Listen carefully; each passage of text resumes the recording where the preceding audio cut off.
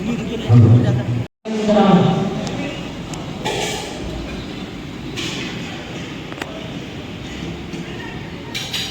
कड़ी में निवेदन रहेगा माल्यार्पण के लिए कृपया माल्यार्पण कर आप मदन जी प्रजापति का हार्दिक स्वागत एवं अभिनंदन कराएं। सम्मान की इस कड़ी में हम सम्मान करने जा रहे हैं मैडम स्नेहा जैन का सम्मान करने के लिए मेरा निवेदन रहेगा सपना मैडम सपना बीपीएम है।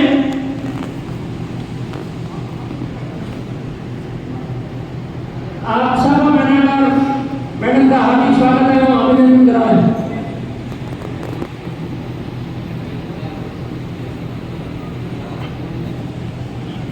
माल्यार्पण के लिए निवेदन रहेगा संगीता।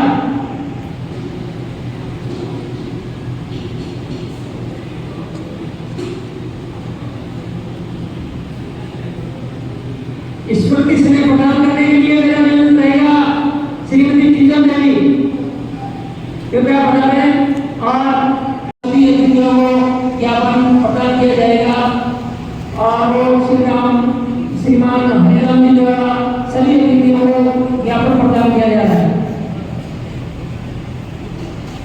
माननीय मदन जी प्रजापति को हरिराम जी द्वारा ज्ञापन की प्रति भेंट की जा रही है।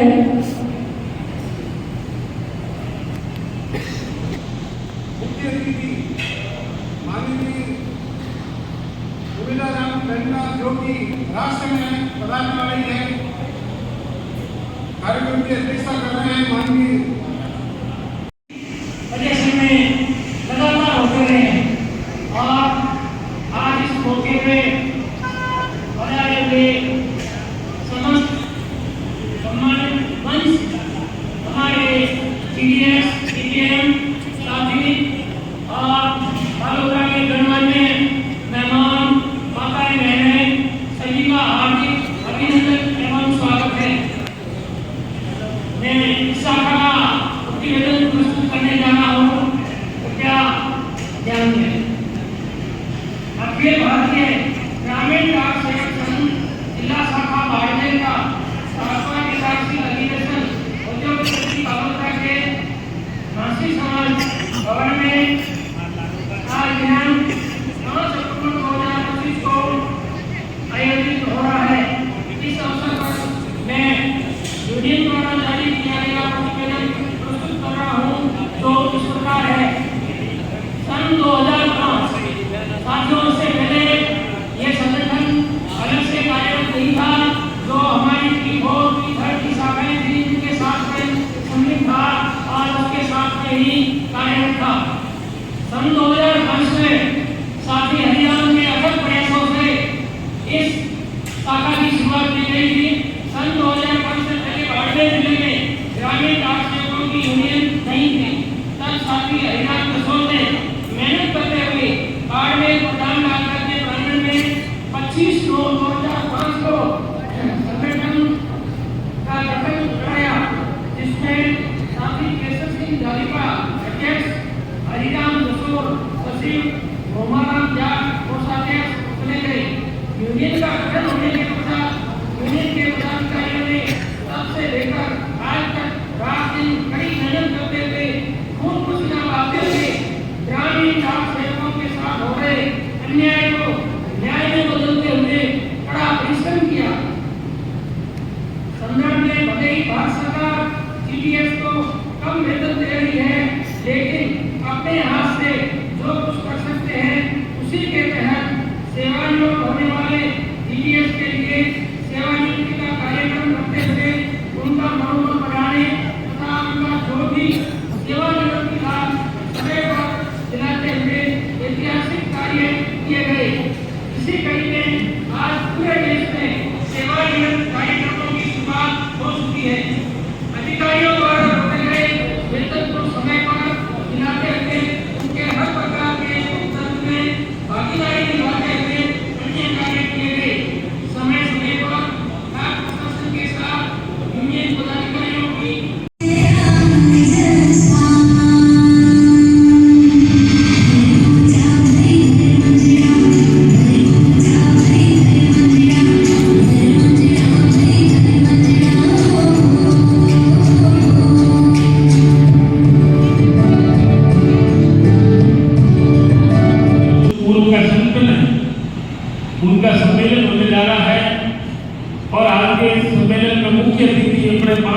मार्केट में बाड़मेर जैसलमेर के लोकप्रिय सांसद भाई उम्मीदाराम जी पहुंचने वाले और इसी कड़ी में अतिथि के रूप में अक्काराम जी, सम्मान्य उदयराज जी, PR करेला जी, SS महादेवाय जी, विजय शर्मा जी, गांधी साहब, आप लोगों की तनख्वाह सहस्राम की RCA है, DA है, छुट्टियां है, ट्रांसफर है, जो कुछ है वो इस आपके संगठन की मेहरबानी है। आज हमारा प्रोग्राम एक साथी हो रहे भारतीय डाक कर्मचारी सबको मालूम है, उसका काम है सिर्फ और सिर्फ दिखावा, कर्मचारियों को लूट करके ऊपर पैसा देना। कोई किसी कर्मचारी का हक के लिए कोई आवाज तो मुझे बताइए। एक ओनली ऑल इंडिया ग्रामीण डाक सेवक संघ है जो हमने आप लोगों के लिए आज कितने हड़तालें करी, कितने धरने प्रदर्शन किए। मैं इस हरिराम किशोर जी को मैं धन्यवाद देता हूँ कि हमने 2014 के अंदर 14 दिन की ट्राई करी। लास्ट टाइम के अंदर हम जंतर मंतर पे बैठे हुए थे, उस दिन आधा विंडो हुई, कभी ये बस लेकर के कितने आदमी लेकर के दिल्ली पहुंचे थे। उनको पुनः इनका सम्मान करता हूँ कि आप लोगों की हिम्मत को, आप लोगों ने जो इस बात में अपनी भक्ति को जो अपने संगठन को मजबूत किया, इसके लिए पुनः आप धन्यवाद के पात्र हैं। साथियों, BMS ये सरकार योजनाएं बननी चाहिए जिससे जनता को फायदा हो, आपको भी फायदा हो। इसके बारे में यूनियन राजनीति की नीतियां निर्णयों में अपनी भागीदारी सुनिश्चित करने का प्रयास करती है, जिससे कर्मचारियों की जरूरत पूरी हो सके। इसमें विवाद समाधान, यदि कर्मचारियों और प्रबंधन के बीच में कोई विवाद उत्पन्न हो जाए किसी मामले को लेकर के, उसके वो मध्यस्थता करती है और एक समाधान का प्रयास करती है।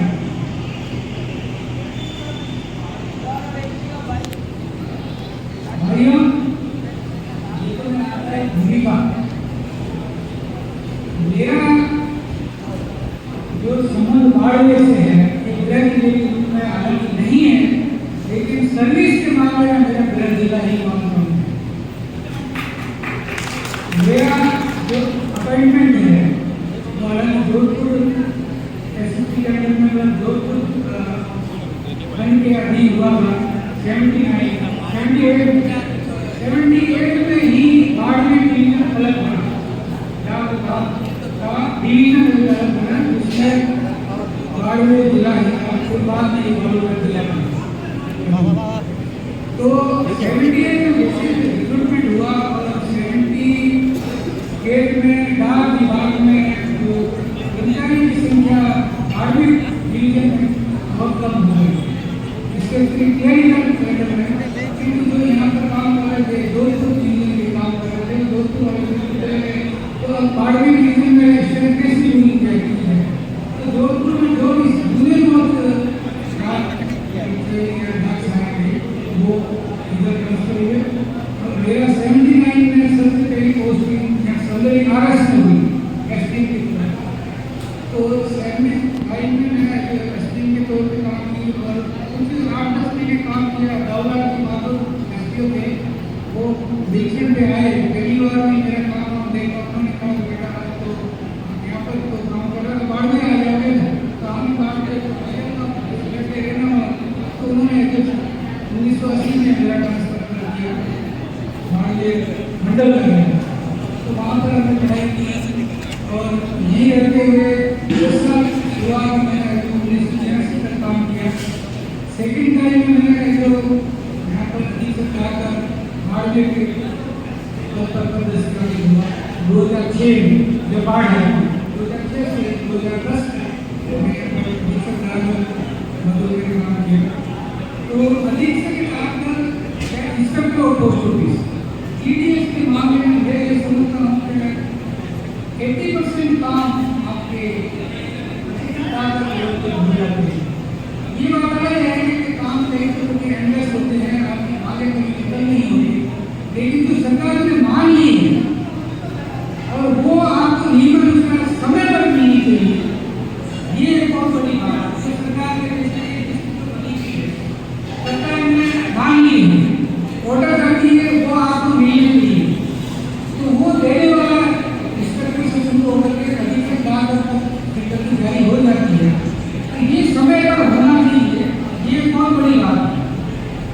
मैंने मेरे कार्यकाल के दौरान संभव किया कि 30% जो दिया सरकार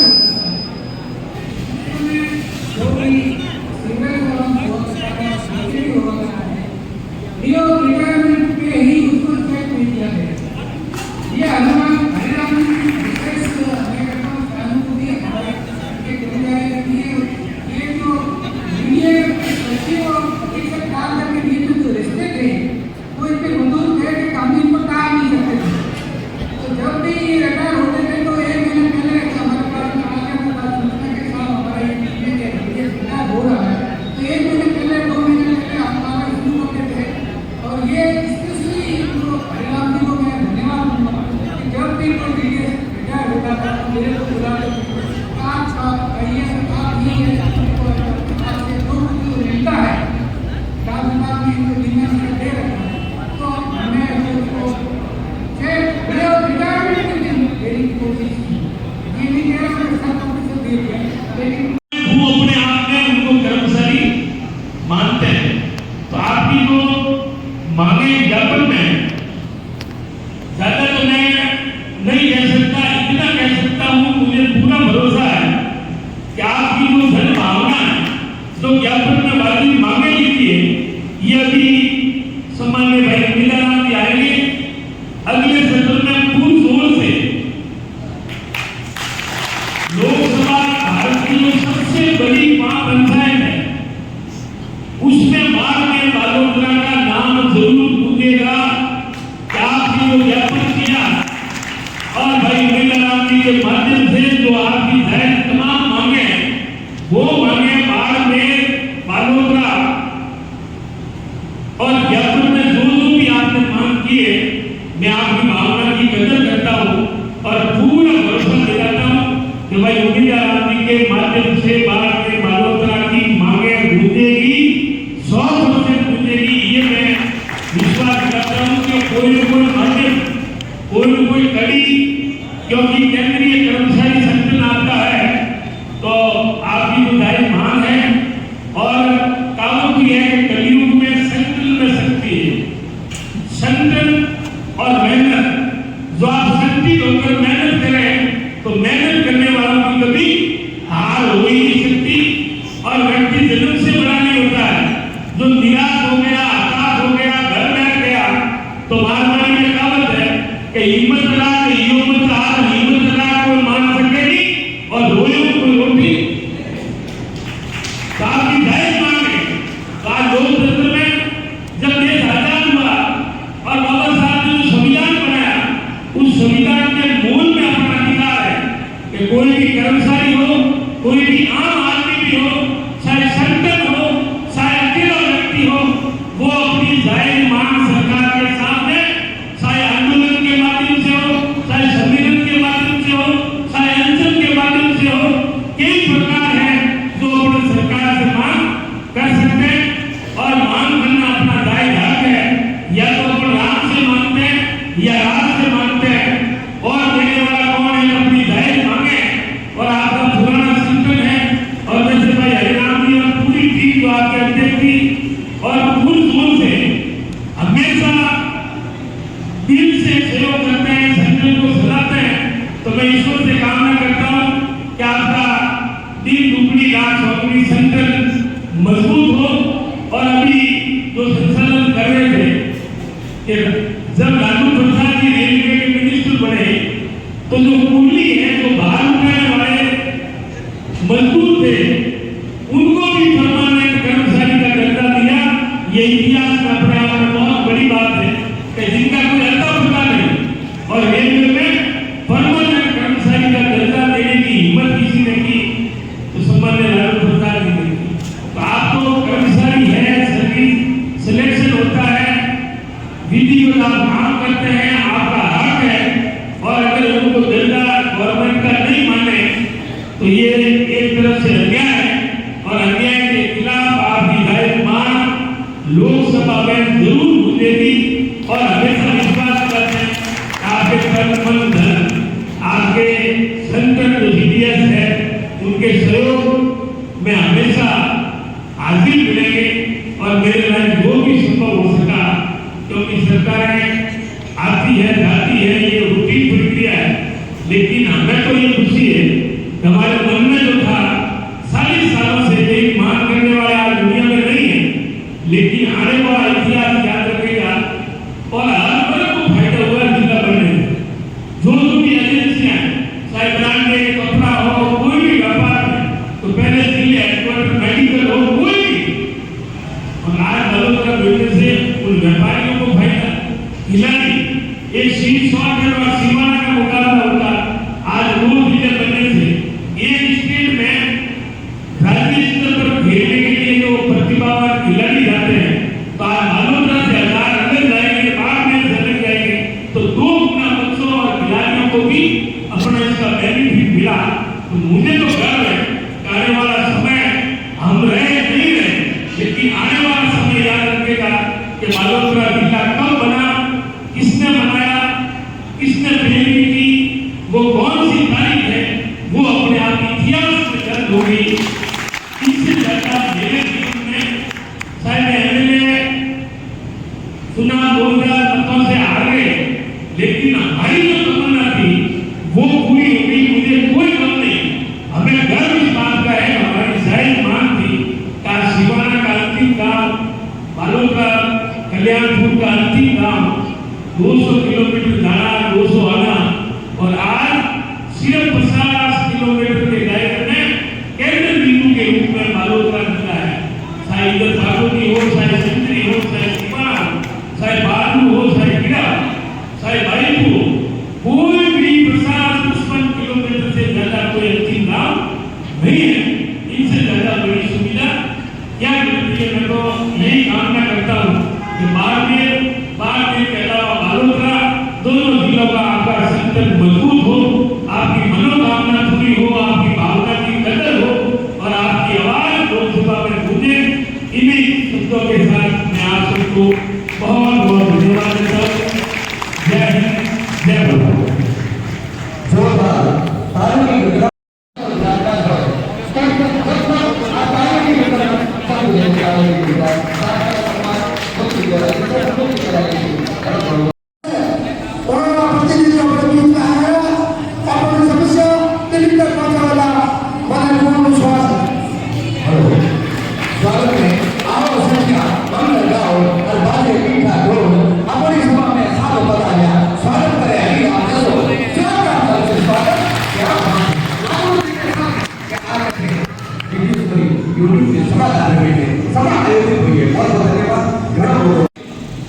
जो भी हमारे ग्रामीण डाक सेवक है, उनकी हर समस्या को प्रशासन तक पहुंचाया, उस समस्या का समाधान करने के लिए कोशिश की, और कई मामलों में ये बहुत ही सफल भी रहे।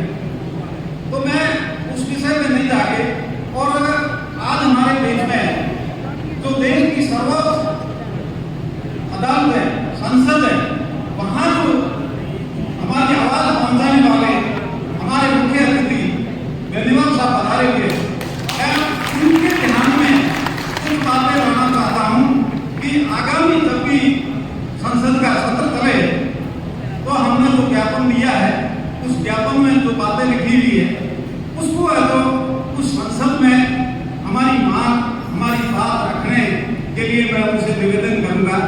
मैं हमारे मुख्य अतिथि सांसद महोदय से निवेदन करूंगा कि ग्रामीण डाक सेवक, जिनको भी हम पहले अतिरिक्त विभागीय कर्मचारी कहते थे, उसके बाद में इनका नाम बदलकर ग्रामीण डाक सेवक रखा गया है। वे वैसे ये कहने में तो विभागीय कर्मचारी है, इनके ऊपर सर्विस रूट भी बने हुए हैं, लेकिन जब कुछ देने की बात आती है तो ये अतिरिक्त विभागीय होता है। विभाग के सारे कानूनों का इनको पालन करना पड़ता है, लेकिन इनकी ड्यूटी है तो 3 से 5 घंटे मानी जाती है। इनको ऑफिस की व्यवस्था खुद को करनी पड़ती है, डाक आना ले जाना वो भी खुद को करना पड़ता है, और एक छोटी सी अल्प राशि में इनको है तो पूरा महीना गुजारा करना पड़ता है। और इनके जो वेतन, जो हम दूसरे कर्मचारियों को वेतन देते हैं, उनका नाम वेतन या तनख्वाह लेकिन इनको जो वेतन दिया जाता है उसका नाम DRC, वेतन सब्सिडी नहीं।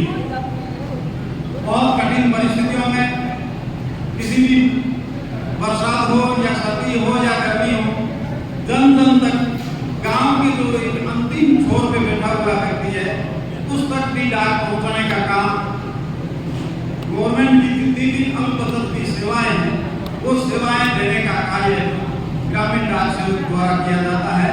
लेकिन फिर भी इनको है तो पूरा उसके बदले मानदेय नहीं मिलता है। आज देश आजाद हुए को 82 वर्ष हो गए हैं। अन्य डिपार्टमेंटों में थोड़ा बहुत भी अगर 240 दिन या 365 दिन की लगातार हाजिरी हो जाती थी उनको परमानेंट किया जाता था। लेकिन आज 80 वर्ष के नजदीक पहुंच गए हैं देश आजाद होने के बाद भी, फिर भी इनको तो परमानेंट नहीं माना जा रहा है। इनकी ड्यूटी 8 घंटे नहीं मानी जा रही है। इनको 8 घंटे के बराबर मानदेय नहीं मिल रहा है। तो हमारी आवाज को संसद में पहुंचाने के लिए आज हमारे देश में हमारे मुखिया पधारे हुए हैं और आप सब लोगों की जन भावना को ये देखते हुए ये हमारी आवाज को जो संसद में रखेंगे कि इनको है तो 8 घंटा ड्यूटी मानी जाएगी, इनको विभागीय दर्जा दिया जाए। जो ग्रामीण डाक सेवक का पद है ये ग्रामीण डाक सेवक टाइटल हटा के और इनको पोस्टमैन या पोस्ट मास्टर का है जो नामकरण दिया है। साथियों, जब तक हम संगठन में काम करते हैं तभी तो हम आगे बढ़ेंगे।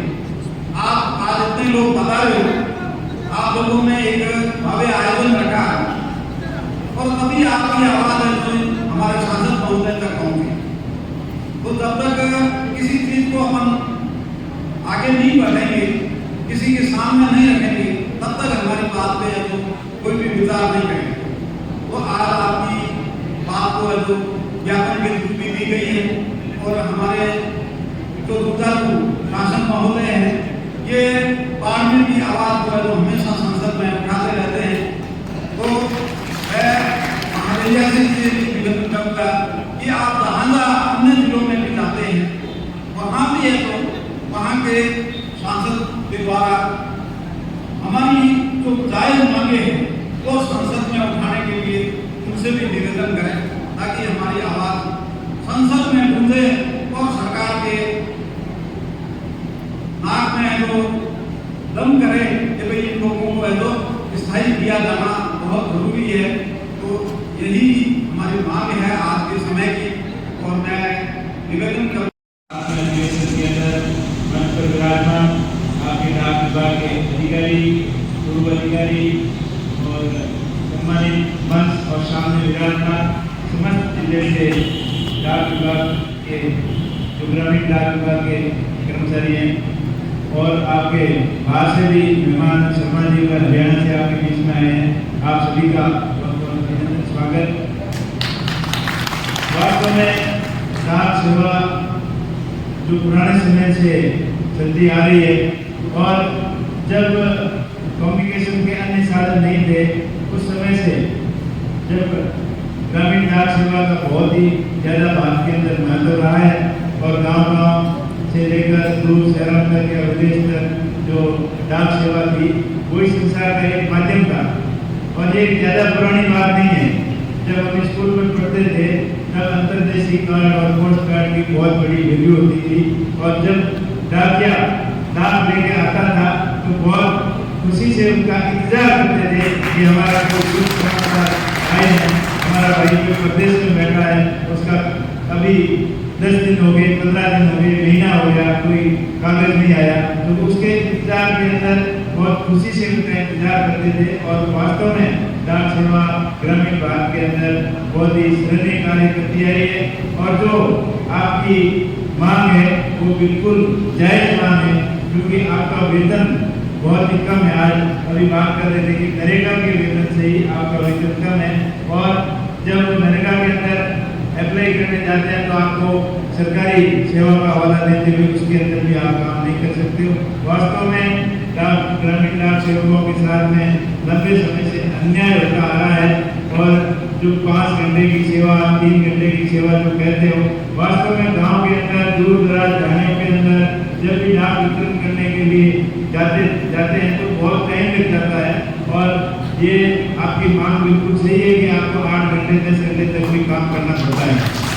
तो जो आपने बात रखी, आपकी बात पार्लियामेंट के अंदर जरूर मजबूती से रखेंगे और पार्टी के मुखिया नेता राहुल गांधी जी को भी इस मुद्दे के बारे में बताएंगे कि ये जबरदस्त मुद्दा है, पूरे भारत का मुद्दा है। पूरे भारत के लोग जो ग्रामीण क्षेत्र के अंदर 80% लोग गाँव के अंदर वास करते हैं और उनके कम्युनिकेशन का प्रमुख साधन जो पुराने जमाने में डाक सेवा होती करती थी और आज भी अहम भूमिका डाक सेवा की है। आज डाक विभाग को भी मॉडर्न किया जा रहा है, उसको चाहे कोरियर सेवा के रूप में हो, चाहे स्पीड की सेवा के माध्यम से हो, तो हर तरीके से डाक विभाग के काम दिनों दिन बढ़ते जा रहे हैं और जो वेतन और सुविधाएं हैं वो उस मुकाबले के अंदर आपकी नहीं बढ़ रही है। साथ में वेतन आयोग की बात कर रहे थे, उसमें भी आपकी अनदेखी की गई और अभी आगे 8वां वेतन आयोग है, उसमें कम से कम आपकी अनदेखी नहीं हो और आपको पूर्ण राज्य या केंद्रीय कर्मचारी का दर्जा मिले, इसके लिए आपका पूरा ध्यान रखेंगे और मजबूती से आपकी पैरवी करेंगे, क्योंकि आप लोग गांव के प्रत्येक आदमी से जुड़े होते हो और गांव का जो पोस्टमैन है जो काम करता है वो प्रत्येक गांव के आदमी के बारे में उसको ध्यान रहता है। जन संपर्क सबसे ज्यादा आपके होते हैं, आपके बाद में गांव के टीचर्स के होते हैं, मास्टर, पटवारी, ग्राम सेवक और डाक विभाग, ये 4-5 मुख्य जो विभाग है जिसमें से कम्युनिकेशन का आपसी समाचार देने का साधन जो पुराने समय से डाक विभाग था और आज भी अच्छा काम कर रहा है। पुराने जमाने में तार थी फास्ट सेवा देने के लिए और वो बंद होने के बाद में टेलीफोन आ गया, टेलीफोन के बाद में अब जो मोबाइल आ गया, हाथों हाथ बात हो जाती है, लेकिन जो आपका काम है वो आज भी वैसा का वैसा है और डाक विभाग ने और ज़्यादा काम बढ़ा दिए। ग्रामीण इंश्योरेंस भी आपके माध्यम से करवाते हैं और अन्य कई प्रकार के काम हैं जो डाक सेवा के माध्यम से होते हैं। और आज भी जरूरी इम्पोर्टेंट डॉक्यूमेंट होता है वो आज भी डाक विभाग के माध्यम से आता है। आपकी सेवाएं सराहनीय रही है और आपकी बात ये बिल्कुल जायज मांग है और आप चिंता मत करना, आपकी मजबूती से पहले करेंगे और आपका हाथ दिलाने के लिए पूरा प्रयास करेंगे और आपका विश्वास जो आम जन के अंदर है वो वैसा ही बना रहे और उससे भी ज्यादा मजबूत रिलेशनशिप आप सभी ग्रामीण क्षेत्र के लोगों के साथ में रहे और इसी प्रकार आपका डिपार्टमेंट तरक्की करे। आप भी कम आमदनी के अंदर सब कुछ मैनेजमेंट करके चलते हो। धन्यवाद है आपको कि आप कम खर्चे के अंदर आपके परिवार का भी ख्याल रखते हो, ग्रामीण लोगों का भी ध्यान रखते हो और गांव में हर तरीके की एक्टिविटी होती है उसकी खबर भी आप रखते हो। तो ये बहुत ही अच्छा और सराहनीय कार्य है और समाज के अंदर ग्रामीण भारत के अंदर आप लोगों की जो अहम भूमिका रही है आजादी से लेकर अब तक वो बहुत ही सराहनीय रही है। आप सकारात्मक सोच के साथ में गांव के अंदर हर सूचना का आदान प्रदान भी आपके माध्यम से होता है।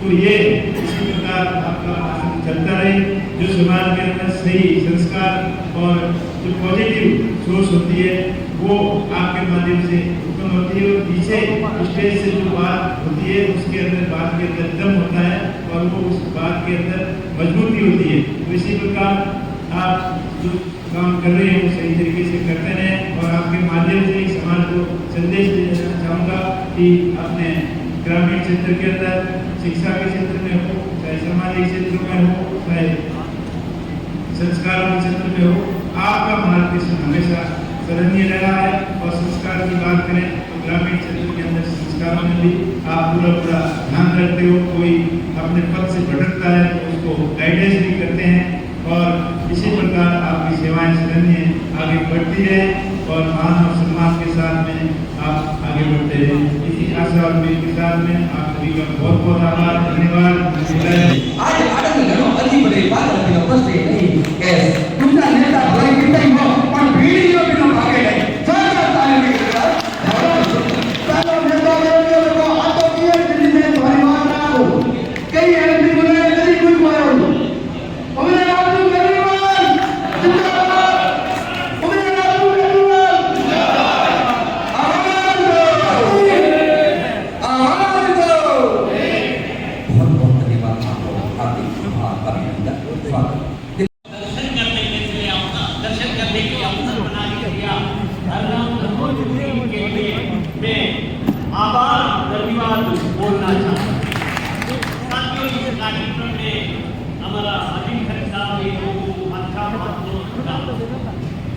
पूर्व हमारा अध्यक्ष एमपी साहब आया, एमएलए साहब आया। साथियों मालूम है मैं होता तो बहुत ज्यादा, एक बार एमएलए हो, एक बार एमपी हो, एक बार हमारे से वोट से जीत के असेंबली हो, पार्लियामेंट होता है, उनको जिंदगी भर पेंशन मिलता है। हम लोग 40 साल सेवा करने के बाद में हम लोग अभी आजादी हो गया, अमृत काल में है। मोदी साहब को अमृत काल आ गया देश में। इस अमृत काल में भी हम लोग का एक उपाय पीडीएस कोई पेंशन लेके घर नहीं दे रहा, ये देश का अधिकृत वास्तुता है। साथियों ये राजस्थान है, राजा राजों का देश है। महान पराक्रमी लोगों संघर्ष किया राजस्थान में, परंतु हम लोग उनको आयोग का जनांग पीढ़ी अभी आपका गाना में सुना था, अलग का याद कर रहा है, चेतन घोड़ा का याद कर रहा है। बहुत संघर्षशील है। आज हरियाणा राजस्थान के लोगों को आर्मी में भी बॉर्डर पे चल के त्याग कुर्बान देके देश की रक्षा करता है, यहाँ जान के साथ देश की रक्षा करता है। परंतु हम लोग ग्रामीण डाक सेवक, पोस्टल कर्मचारी सो रहा है। मैं थोड़ी पाकिस्तान के खिलाफ करने का बोल रहा है क्या? ये मैं इस देश का जनता का सेवा कर रहा है, पीडीएस एम्प्लॉय। 170 वर्ष से हम लोग को सेवा दे रहा है, शानदार सेवा दे रहा है। फिर भी हम लोग का 8 घंटा का धक्का देने के लिए सरकार के पास पैसा नहीं होता है। हम लोग का 4-5 हजार रुपए महीने पेंशन देने के लिए उनके पास पैसा नहीं। देश का सारी संपत्ति अडानी अंबानी का लाखों रुपए दे दिया, लाखों करोड़ रुपए मालिक बन गया, दुनिया में नंबर 1 नंबर 2 मालिक और देश से बना दिया। परंतु इस देश का सेवा करने वाला जीडीएस के लिए, न्याय करने के लिए किसी के साथ उनको धर्म नहीं है। एक नियत बन है, इसका कौन विरोध करेगा? हम लोग इसका आवाज उठाना है। जीडीएस एम्प्लॉयज पेंशन और 8 घंटा लेके रहेगा, इसके लिए आपको मजबूर से करा करना है। परिणाम तो सोचिए, उन्होंने 3-4 सर्कल कॉन्फ्रेंस भी किया, 3 सर्कल कॉन्फ्रेंस। उन्होंने मीटिंगों में 400, 500, 600, 700 लोगों का इकट्ठा करके बड़ौदा वार्ड में कार्यक्रम किया, मेरे लोग संबोधित किया। ये संगठनकार आज भी जिंदा है, आज भी उन्होंने रिपोर्ट पे बोल रहा था 1200 जीडीएस एम्प्लॉय थे डिवीजन में, परंतु आज 300 का नीचे हमारा मेंबरशिप है। अभी यही हमारा चुनौती है हमारे संगठन का, सामने 8 घंटा हो, पेंशन हो। यदि आपका पेंशन चाहिए, 8 घंटा चाहिए, आपका सेवा शर्तों में सुधार होना चाहिए, आपका ये आईपीडीएस आपका संगठन के अलावा किसी आपका अधिकारों के लिए आवाज उठाने वाला नहीं है, हमारा संगठन आएगा। साथियों मालूम है अभी एमपी साहब आया, हम लोग का पॉलिटिशियन आके राजनीति भाषा का संबोधित किया, वो तो ये सबके सामने उनकी वजह था मालूम ना, वो सड़क भी घूमता रहता है, इस तरह घूमता है। ये बहुत पॉलिटिशियन को देखा, परंतु ये नहीं एमपी चल के एक पार्लियामेंट में क्वेश्चन रेज करने से हमारा समस्या समाधान नहीं होगा। ये समस्या समाधान के लिए राजकीय इच्छा शक्ति होना चाहिए। पॉलिटिकल विल बोलता है, ये राजकीय इच्छा शक्ति से होता है। अभी हम लोग कभी उम्मीद है, आज नेहरू के बाद सबसे ज्यादा कांग्रेस पार्टी में कोई मेहनत कर रहा है, राहुल गांधी का कर रहा हुआ, वो पार्टी में कोई एमपी एमएलए इतना मेहनत नहीं कर रहा है, एक संघर्ष कर रहा है, एक आइडियोलॉजी के ऊपर संघर्ष कर रहा है। इस देश का समझा है। साथियों आप लोग को भी बोलता हूँ, यदि इस देश का समझना हो तो नेहरू का भारत का कोई एक सीरियल आया था, वो डिस्कवरी ऑफ इंडिया। ये डिस्कवरी ऑफ इंडिया में राजस्थान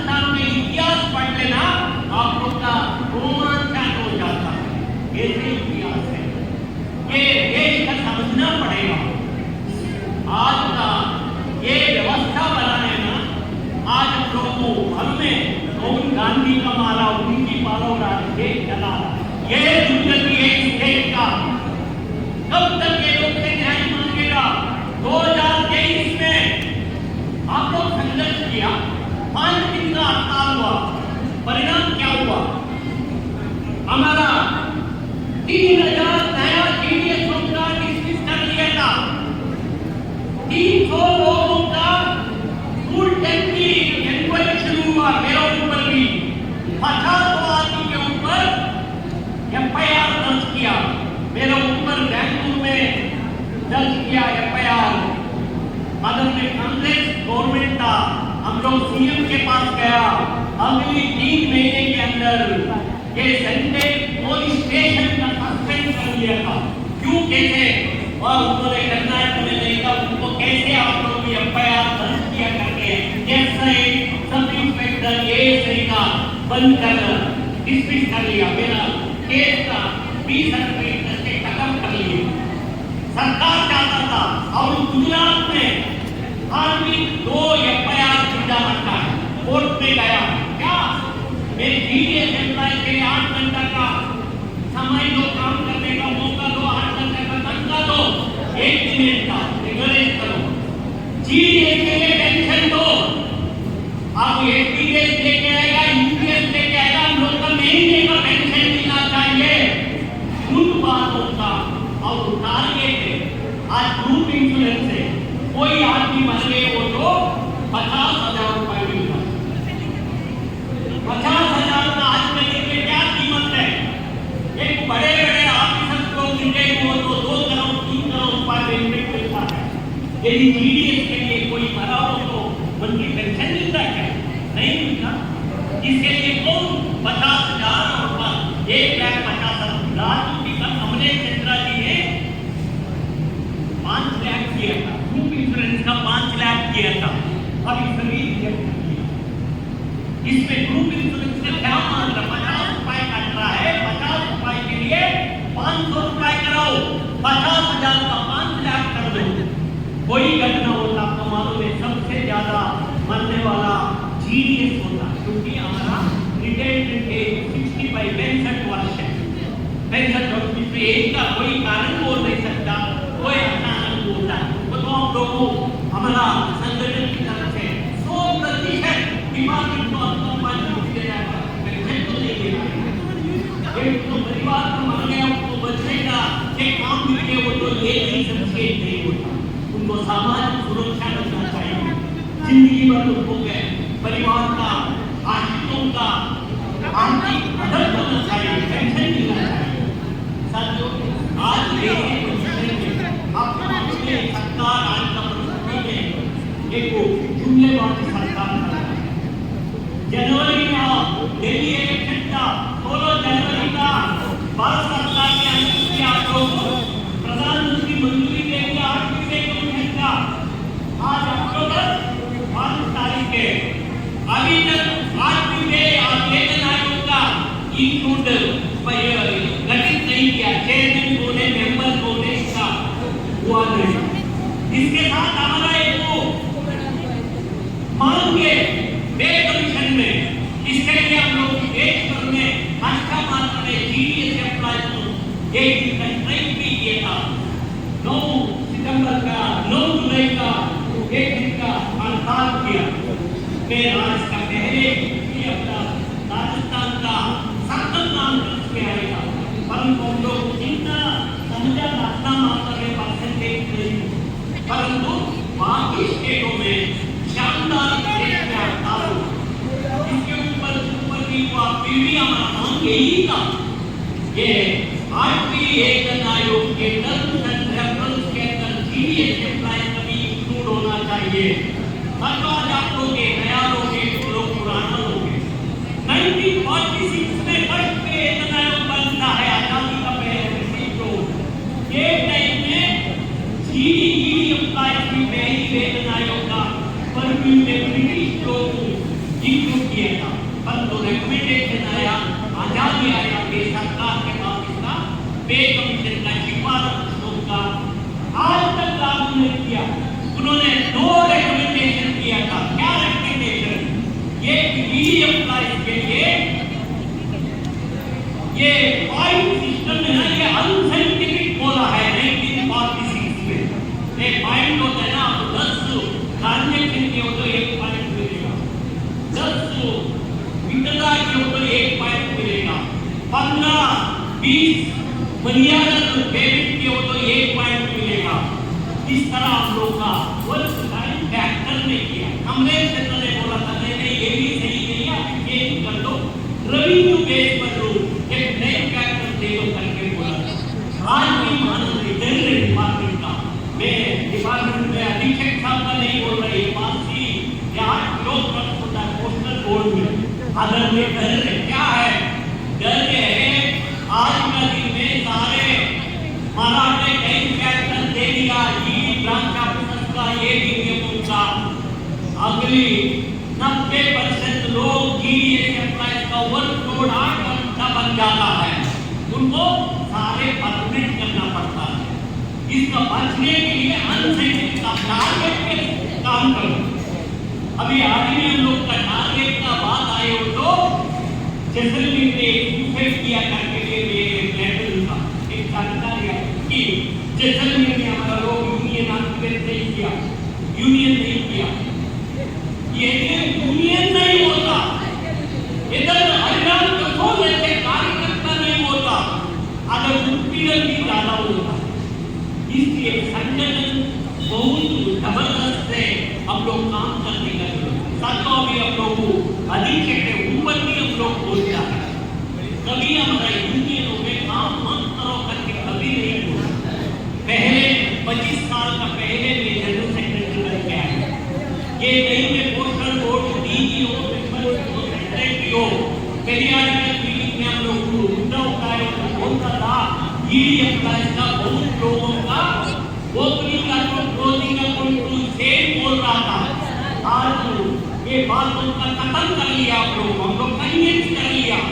आज यही कमिश्नर यही ऑफिसर बोलता है, आज यही सेक्रेटरी पोस्ट बोलता है, यदि हम लोग का पोस्टल डिपार्टमेंट का ऊंची लेवल में स्थान सम्मान रिस्पेक्ट मिल रहा है, सिर्फ आपका जीडीएस का काम से हम लोग का पार्टी डिपार्टमेंट में सम्मान मिल रहा है। इसका बदलाव क्या आता है? अच्छा काम करो, परंतु हम लोग पैसा महीना पैसा नहीं है, काम करो, अच्छा काम करो, पेट के लिए मत मांगना, रोटी मत मांगना। आज के दिन में आधा रोटी पूरा काम करवा रहा है डिपार्टमेंट को, ये आने वाला समय में नहीं चलेगा, ये हमारा पूरा रोटी पूरा काम देना ही पड़ेगा भारत सरकार। इसके लिए कोई मैं ये बोलना है एक परमानेंट होना और इसके लिए मान करना आपका अंदर विश्वास। मुझे विश्वास है आज नहीं कल जीडीएस एम्प्लॉइज को 8 घंटा भी बोलते रहेगा, पेंशन भी सारा समस्या समाधान करके एक नहीं था। हम लोग को अभी विवेकानंद बोल रहे थे 180 रुपए में अपॉइंटमेंट वाले के लिए मैं नहीं अपॉइंटमेंट हुआ 420 रुपए में हम लोग अपॉइंटमेंट हुआ। परिवर्तन तो आया है, ये रुपए इंक्रीमेंट देगा, करके हम लोग इंक्रीमेंट लेके आया। हम लोग का बोनस में डिस्क्रिमिनेशन था, 11 दिन हड़ताल करके आज एक पेंशन जीवन पोस्ट में करो, जीडीएस को इक्वल पेंशन बोनस मिलता, ये हम लोग करके आपने आज किया। अभी असल बात है इसमें अभी तक हुआ है, अभी अब तक 3 दिन के अंदर बोनस का आर्डर हम लोग करवाना जा रहा है। परिणाम में है इसके लिए कहा है कि सरकार बोलता है इंग्लिश में समय पर उनके लिए बाकी के लिए एक सरकार हिंदू मुस्लिम से बात चलाना, इससे कुछ हो जाएगा नहीं।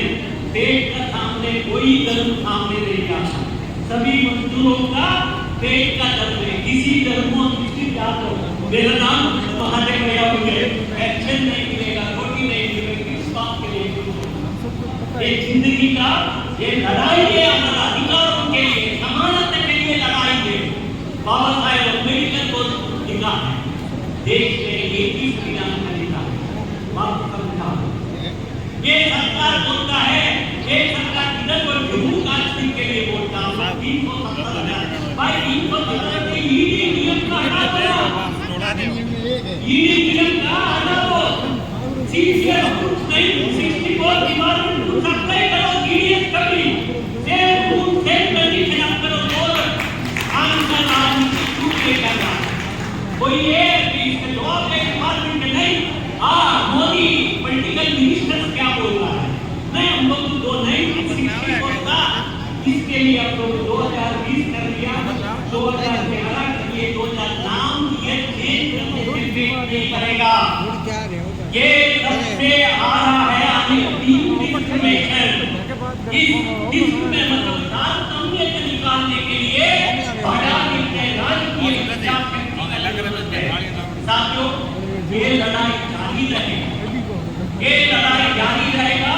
आने वाला समय देखो सारे देश पर आएगा ये दिन आपको सारे समस्या सामने इन्हीं मोदी के सरकार के सामने 16 दिन का अवतार किया।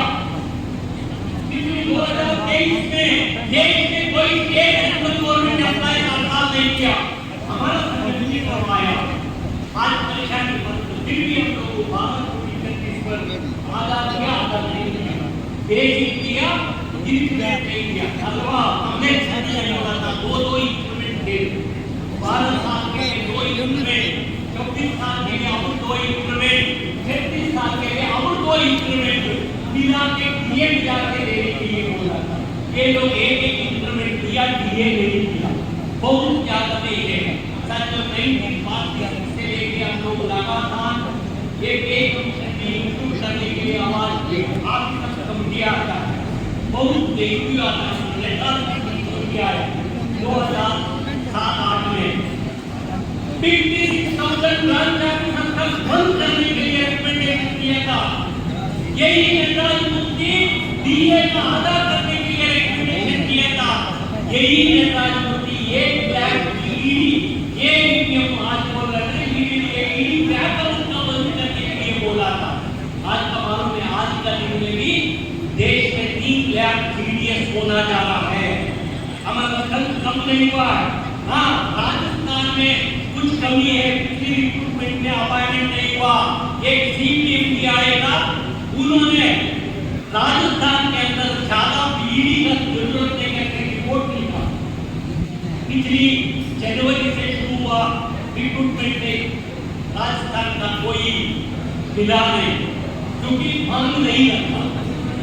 से कांग्रेस का सेक्रेटरी साहब से जाके साहब से बोल रहा हूँ, इस गुजर का आप भी उठाओ, हम भी अभी रिक्रूटमेंट में राजस्थान का वेटेज पोर्टल का बनाना है। देश में कोई जगह में सिंगल एंड पीओ सबसे ज्यादा 70-80% ब्रांच ऑफिसर राजस्थान में। अभी कर्नाटक में 10% लोग भी सिंगल लैंड काम नहीं करता, सारे डबल लैंड है। सारे राज्य केरल में व्यक्तियों में 3-3 आदमी काम करता है, भी है, काम अच्छा करता है। साथियों, आप लोग भी ईमानदारी से काम करना है, आपका पैसा से एक पूरा पॉलिसी बना के आगे अकाउंट देने से डिपार्टमेंट देश बचेगा नहीं। और यूनियन को बिल्कुल सशक्त होना चाहिए, संगठित होना चाहिए और यूनियन के माध्यम से आपकी मांगें ऊपर के लेवल तक पहुँचनी चाहिए। आज पूर्व वक्ताओं ने बहुत सारे आपकी यूनियन से जुड़े हुए मुद्दों को उठाया आपके समक्ष, और उसमें से बिल्कुल हमारी यूनियन साथियों के प्रति मेरी हमेशा सहमति रही है और मैं हमेशा उनके वेलफेयर के बारे में सोचता हूँ।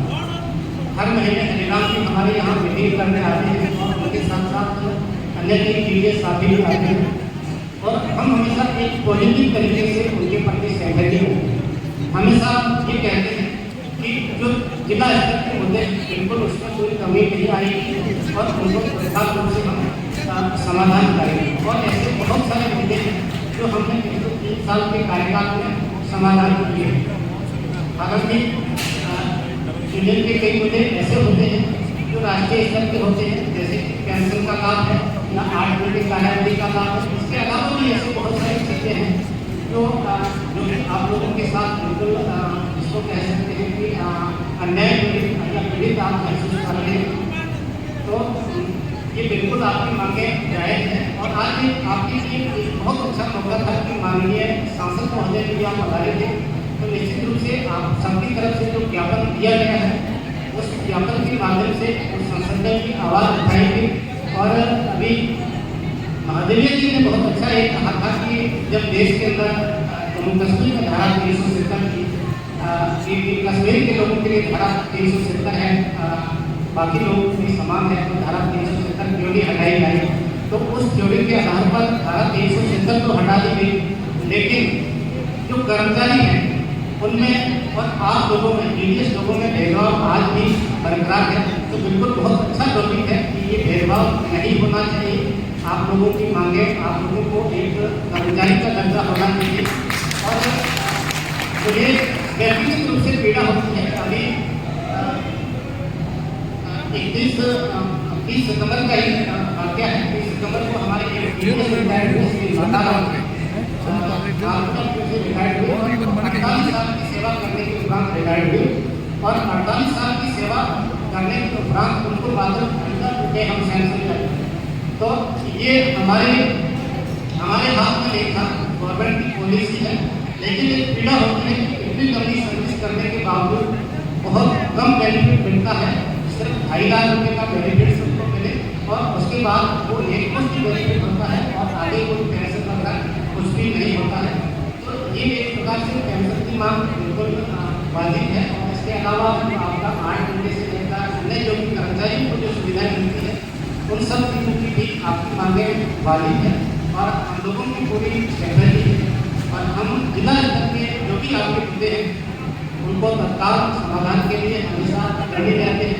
और जहाँ में बात करें, हम मेरे ख्याल से यहाँ कोई भी ऐसा टीडीएस महसूस नहीं कर रहा होगा कि हमारा शोषण होगा। हम टारगेट के लिए काम के लिए हम कहते हैं, लेकिन इस प्रकार की मेंटल टॉर्चर या इस प्रकार का प्रेशराइज कभी हमने नहीं किया। हम एक उनको पॉजिटिव तरीके से उनको मोटिवेट करते हैं कि विभाग के लिए हमें कम से कम 4 घंटे की ड्यूटी करनी है। हम ये नहीं कहते कि आप 8 घंटे करें या आप 10 घंटे करें। हम हमेशा यही कहते हैं कि आप 4 घंटे विभाग के लिए करिए और विभाग की जो गोल्स है या सरकार की जो नीतिगत जो निर्णय है उनको जनता तक आप लोगों को पहुँचाना है और जनता के बीच में हमें हमारा सवाल बनाए रखना है। और डाक बहुत एक पुरानी प्रथा रही है, पुराना इम्पोर्टेंस रहा है। जैसा कि कड़ेला साहब ने बताया कि अंग्रेजों के ज़माने से हम सेवा करने आए हैं, तो हमारी एक बहुत अच्छी क्रेडिट की गई है। उस क्रेडिट को हम बनाए रखते हैं, हमेशा हम जनता की सेवा करें। और मुझे आशा है कि आप सेवा करते हुए आप अपनी मांगों को जारी रखेंगे और जैसे भी आपको सफलता मिलेगी। तो आज का समिति को बहुत बहुत धन्यवाद और विशेषकर एंकर श्री कड़ेला जी, जिनके लिए वैसे मैंने पर्सनल रिकमेंडेशन किया था। ये विभाग की भी बहुत अच्छे एंकर काफी किया है, समाज काफी अच्छा रहा है विभाग से, उनको भी अच्छी